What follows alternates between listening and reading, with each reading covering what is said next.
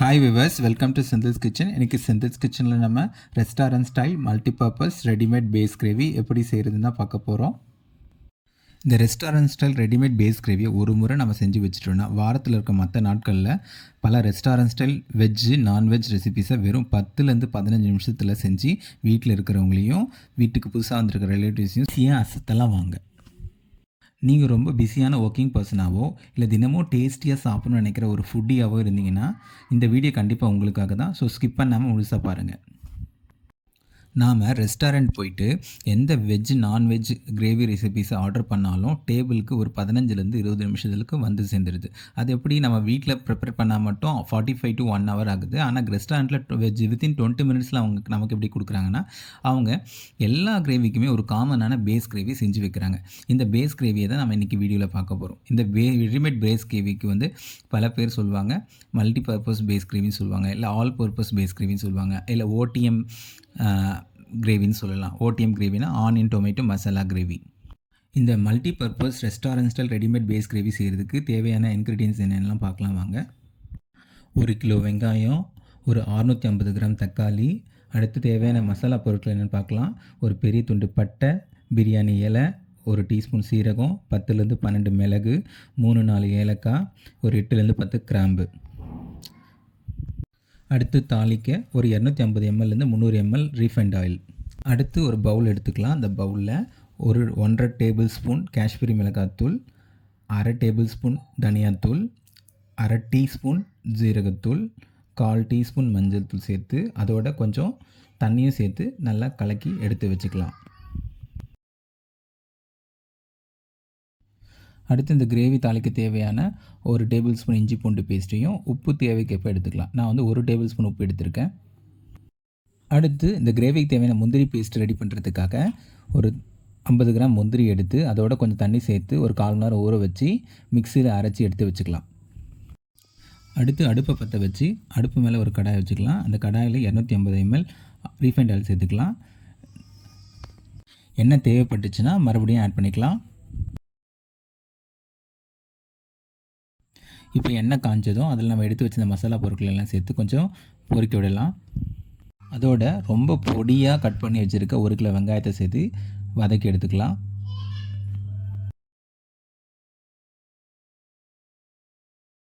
இந்த வெங்காயம் கருகாமல் நல்லா பொன்னிறமாக மாறுற வரைக்கும் நம்ம வதக்கணும். அதுக்கு ஆயில் தேவைப்பட்டுச்சுன்னா இந்த சமயத்தில் நீங்கள் மறுபடியும் ஆட் பண்ணிக்கலாம்.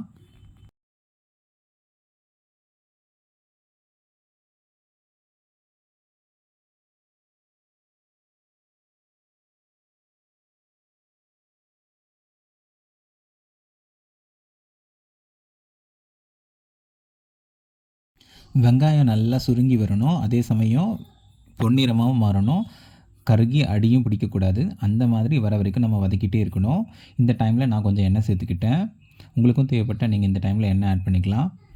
நம்ம மொத்தம் 1 கிலோ வெங்காயம் ஆட் பண்ணியிருந்தோம். அந்த 1 கிலோ வெங்காயம் நல்லா சுருங்கி நல்லா பொன்னிறமாக நல்லா மாறி இருக்குது.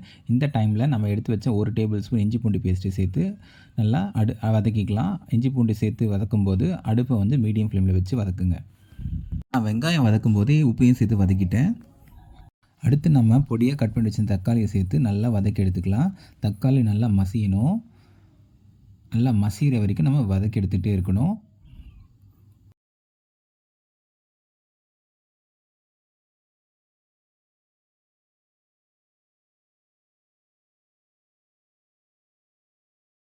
தக்காளி நல்லா எண்ணெயில் வதங்கி சுருண்டு வந்த பிறகு நம்ம ஆல்ரெடி கலந்து வச்சுருக்க அந்த மசாலாவை இதோடு சேர்த்து வதக்கி எடுத்துக்கலாம்.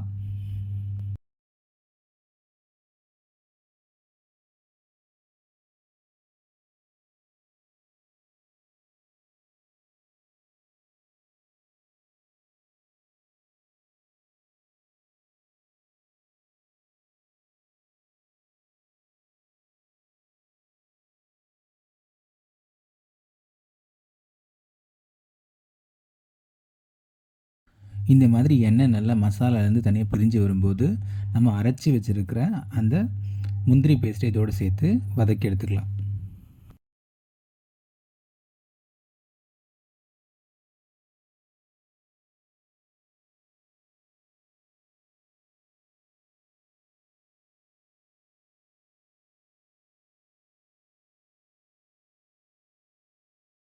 இந்த முந்திரி பேஸ்ட்டு சேர்த்து நல்லா வதக்கிட்டே இருக்கணும். ஒரு 3-4 நிமிஷம் வேக விட்டு எடுத்தோம் அப்படின்னா நமக்கு எண்ணெய் வந்து நல்லா மசாலாலாம் தனியாக பிரிஞ்சு வரும். அது அந்த ஸ்டேஜ் வர வரைக்கும் நல்லா நம்ம வதக்கி விட்டுட்டே இருக்கணும். இந்த கிரேவியில் இருக்கிற எண்ணெய் வந்து எக்ஸ்ட்ரா இருக்கிற மாதிரி பார்த்துக்கணும். இந்த எண்ணெய் தான் வந்து நமக்கு இந்த கிரேவி வந்து கெட்டு போகாமல் ஒரு வாரம் வரைக்கும் இருக்கிறதுக்கு உதவுது. அடுத்து 2-3 பச்சை மிளகாய் கீரி போட்டு கொஞ்சம் கொத்தமல்லி தழையும் நறுக்கி போட்டு 2 கிளறி இந்த கிரேவியை ஆஃப் பண்ணி எடுத்துக்கலாம். இந்த மல்டி பர்பஸ் ரெடிமேட் கிரேவி வந்து ரொம்ப கலர்ஃபுல்லாக வந்திருக்கு. ஆயில் நல்லா தனியாக பிரிஞ்சு வந்திருக்கு. இந்த ஆயில் தான் நமக்கு வந்து இந்த கிரேவி கெட்டு போகாமல் ரொம்ப நாளைக்கு வரதுக்கு ஹெல்ப் பண்ணுது. இந்த ஆயிலை நம்ம டிஷ்ஷஸ் செய்யும்போது கார்னிஷ் பண்ணுறதுக்காகவும் யூஸ் பண்ணிக்கலாம். இந்த ரெடிமேட் பேஸ் கிரேவியை வச்சு நம்ம ரெஸ்டாரண்ட்டில் செய்யக்கூடிய பலவிதமான கிரேவி ரெசிபிஸ் செய்யலாம். உதாரணத்துக்கு நமக்கு கடாய் சிக்கன் வேணும்னாலும் செஞ்சுக்கலாம், பன்னீர் டிக்கா கிரேவி வேணாலும் செஞ்சுக்கலாம், கடாய் பன்னீர் வேணாலும் செஞ்சுக்கலாம், பட்டர் சிக்கன் வேணாலும் செஞ்சுக்கலாம். எல்லாத்துக்குமே காமனாக யூஸ் பண்ணக்கூடிய ஒரே ஒரு பேஸ் கிரேவி தான் இது. இந்த கிரேவி அடுப்புலேருந்து இறக்கி கம்ப்ளீட்டாக கூலான பிறகு ரெஃப்ரிஜிரேட்டரில் வச்சு 1 வீக் வரைக்கும் நம்ம ஸ்டோர் பண்ணி வைக்கலாம். இப்போ நைட்டில் நம்ம சப்பாத்தியோ இல்லை இட்லியோ வேறு ஏதாவது டிஃபன் செய்யும்போது அதுக்கு சைட் டிஷ்ஷை நம்ம தினமும் சட்னியோ சாம்பாரோ வச்சுட்ருக்க அவசியம் இல்லை. இந்த ரெடிமேட் பேஸ் கிரேவி இருந்தால் நமக்கு தேவையான ரெஸ்டாரண்ட் ஸ்டைல் ரெசிப்பியை வந்து ஜஸ்ட் ஒரு 10 to 15 மினிட்ஸில் செஞ்சு முடிச்சிடலாம். இப்போ வீட்டில் திடீர் ரிலேட்டிவ்ஸ் வந்துடுறாங்கன்னா ஜஸ்ட் ஒரு 10 to 15 மினிட்ஸில் நம்ம ரெஸ்டாரண்ட்லேயே ஆர்டர் பண்ணாமல் ரெஸ்டாரண்ட் ஸ்டைலில் நமக்கு தேவைப்படுற கிரேவி ரெசிப்பியை ரொம்ப டேஸ்டியாக ரெஸ்டாரண்ட் ஸ்டைல்லையே நம்ம வீட்லேயே செஞ்சு கொடுக்கலாம். அவங்களும் சாப்பிட்ட பிறகு உங்களை ரொம்ப பாராட்டுவாங்க. இந்த பேஸ் கிரேவியை வச்சு நம்ம வெஜிடபிள் கிரேவி ரெசிபிஸும் செய்யலாம், நான்வெஜ் கிரேவி ரெசிபிஸும் செய்யலாம். இது ஒரு காமனான பேஸ் கிரேவி. இந்த ரெடிமேட் பேஸ் கிரேவி வச்சு இன்றைக்கி 2 கிரேவி ரெசிபி செஞ்சு காமிக்க போகிறேன். ஒன்று வந்து கடாய் பன்னீர் கிரேவி ரெசிபி, இன்னொன்று வந்து கடாய் சிக்கன் கிரேவி ரெசிபி. இந்த கடாய் பன்னீர் சேர்த்து அடுப்பை பற்ற வச்சு அதில் பேன் வச்சு அதில் கொஞ்சம் பட்டர் சேர்த்துக்கலாம். பட்டர் நல்லா மெல்ட் ஆன பிறகு கட் பண்ணி வச்சுருக்கிற ஒரு கேப்சிகத்தை போட்டு நல்லா வதக்கி எடுத்துக்கலாம். ஒரு 1 or 2 மினிட்ஸ் கேப்சிகம் நல்லா வதங்கின பிறகு அதோட லேயராக கட் பண்ணி வச்சுருக்க ஒரு வெங்காயத்தையும் சேர்த்து வதக்கி எடுத்துக்கலாம். தேவைப்பட்டால் ஒரு பட்டை 2 கிராம்பு சேர்த்து பிரியாணியில் சேர்த்து வதக்கி எடுத்துக்கலாம். வெங்காயம் சேர்த்து ரொம்ப நேரம் வதக்கணும் அவசியம் இல்லை. வெங்காயமும் ஒரு 1 or 2 மினிட்ஸ் நல்லா சாட் பண்ணி எடுத்தால் போதும்.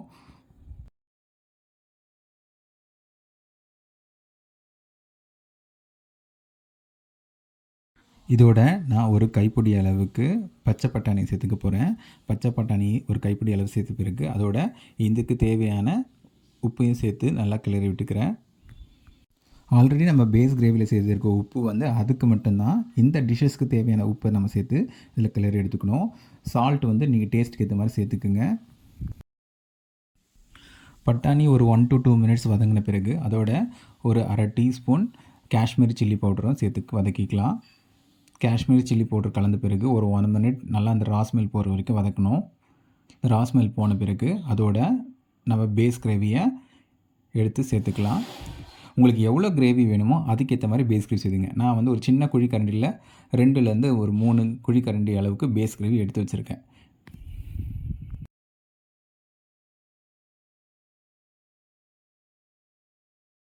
இதோட உங்களுக்கு எவ்வளோ கிரேவி வேணுமோ அந்த அளவுக்கு தண்ணி சேர்த்துக்குங்க.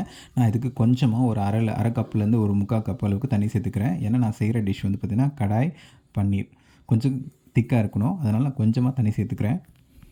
இந்த டைமில் நீங்கள் உப்பையும் காரம் சரி பார்த்துக்கலாம். உப்பு காரம் பத்தலைன்னா நீங்கள் சேர்த்துக்கலாம்.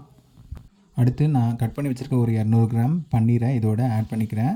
இந்த பன்னீரை இந்த கிரேவியில் போட்டு ஒரு 5 to 7 மினிட்ஸ் லோ ஃப்ளேமில் வேக விட்டு எடுத்துக்கலாம்.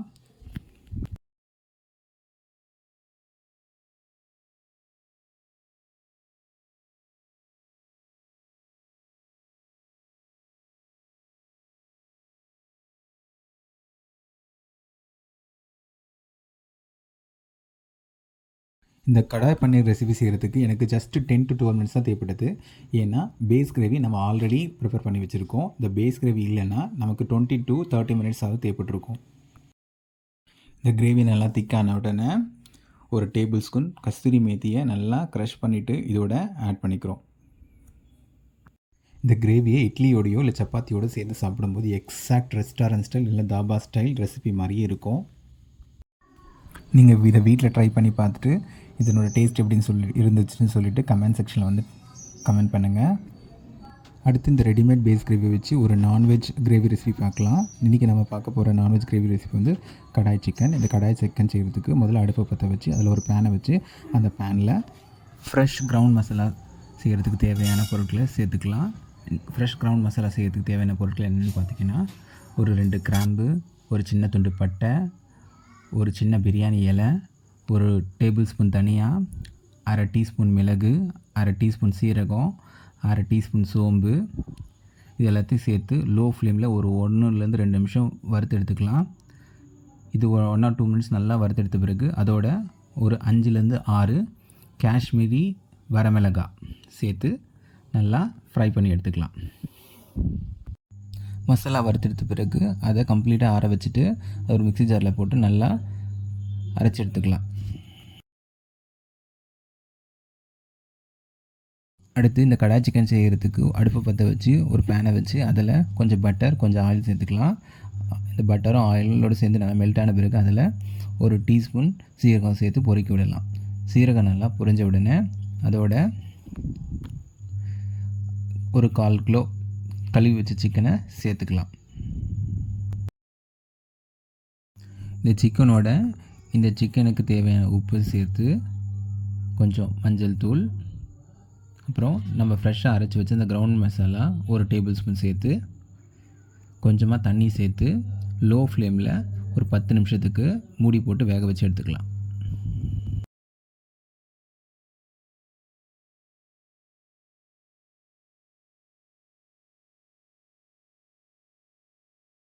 பத்து நிமிஷம் கழித்து மூடி திறந்து சிக்கன் நல்லா கலரி விட்டு எடுத்துக்கலாம். இப்போ இதோட நம்ம ஆல்ரெடி ரெடி பண்ணி வச்சுருக்க மல்டி பர்பஸ் ரெடிமேட் கிரேவியை சேர்த்துக்கலாம். நமக்கு எவ்வளோ கிரேவி வேணுமோ அந்த அளவுக்கு நம்ம ரெடிமேட் கிரேவி சேர்த்துக்கலாம்.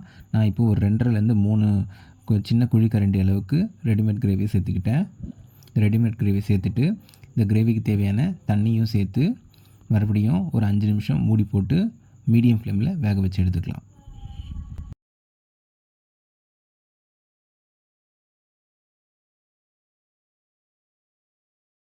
அஞ்சு நிமிஷம் கழித்து மூடி திறந்து ஒரு கைப்பிடி கருவேப்பிலை சேர்த்து அதோட ஃப்ரெஷ்ஷாக நம்ம அரைச்சி வச்சுருந்த அந்த கிரவுண்ட் மசாலாவையும் ஒரு டேபிள் ஸ்பூன் சேர்த்துக்கலாம். இந்த கிரவுண்ட் மசாலா வந்து நம்ம ஸ்பைசினஸ் எவ்வளோ வேணுமோ அந்த அளவுக்கு சேர்த்துக்கலாம். நான் வந்து ஆல்ரெடி ஒரு டேபிள் ஸ்பூன் சேர்த்துருந்தேன். இப்போது லாஸ்ட்டாக ஒரு அடிஷ்னலாக ஒரு டேபிள் ஸ்பூன் எக்ஸ்ட்ரா சேர்த்துருக்கேன். உங்களுக்கு எவ்வளோ ஸ்பைசினஸ் வேணுமோ அதுக்கேற்ற மாதிரி நீங்கள் சேர்த்துக்கிறது. மறுபடியும் ஒரு 2 நிமிஷம் மூடி போட்டு கொதிக்க வச்சு எடுத்து கிரேவி நமக்கு எவ்வளோ திக் கன்சிஸ்டன்சி வேணுமோ அது வரைக்கும் நம்ம வேக விட்டு எடுத்து அடுப்பு அணைக்கிறதுக்கு முன்னாடி அதோட ஒரு டேபிள் ஸ்பூன் கஸ்தூரி மேத்தியும் சேர்ந்து கலரி விட்டு மூடி போட்டு ஆஃப் பண்ணி எடுத்திங்கன்னா ஒரு டேஸ்டியான எம்மியான கடாய் சிக்கன் ரெடி ஆகிடும். இதை நம்ம ஒரு இட்லியோடையோ, தோசையோடையோ, சப்பாத்தியோடையோ, பூரியோடையோ சேர்த்து சாப்பிடும்போது அவ்வளோ டேஸ்டியாக இருக்கும். அது ஒரு ரெஸ்டாரண்ட் தாபா ஸ்டைலுக்கு எக்ஸாக்ட் டேஸ்ட்டாக இருக்கும். நீங்கள் ஒரு முறை ட்ரை பண்ணி பாருங்கள். இந்த டேஸ்ட் உங்களுக்கு பிடிச்சிருந்தா கமெண்ட் செக்ஷனில் கமெண்ட் பண்ணுங்கள். இந்த வீடியோ லைக் பண்ணுங்கள், ஷேர் பண்ணுங்கள், சப்ஸ்கிரைப் பண்ணுங்கள்.